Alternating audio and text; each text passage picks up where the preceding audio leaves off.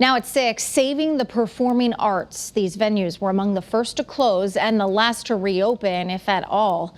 Many are struggling to stay afloat, but there is some money on the way.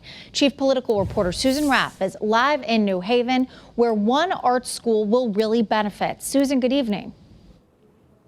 Good evening, Erin. It's been such a bumpy road for a lot of the performing arts centers all over our state. Here, the neighborhood music school shut down completely in March. They've reopened, but barely. Most of the classes are now online.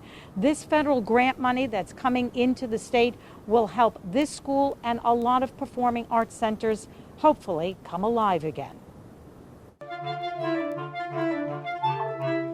Live performances like this are on hold, replaced by virtual ones.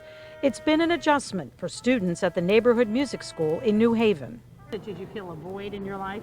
I did, because getting to see other people, it's very different now because we still get to go there, but with masks and everything, certain safety precautions, it is very different. To help this school and all community-based nonprofit performing arts centers, Governor Lamont is using $9 million in federal money from the CARES Act. The Department of Economic Development will be giving grants from $5 to $750,000. Most of our interactive programs died out immediately. So we are looking for this funding to help us kind of sustain ourselves through this time.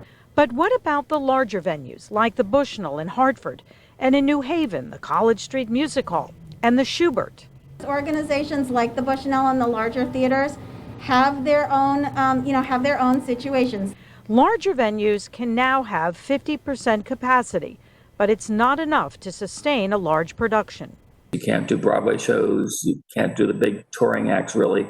However, the executive director of the Schubert says the grant money will help them put on smaller performances and hire back some of their staff. But how well they do also depends on how people feel.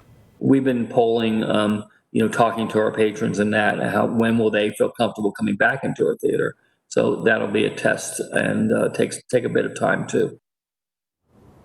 So the Schubert here in New Haven and the Bushnell in Hartford both plan to use some of this federal grant money to be able to have smaller performances, maybe local artists. But as for those large productions, well, those have to wait until at least the spring. We are live in New Haven. Susan Raff, Channel 3 Eyewitness News.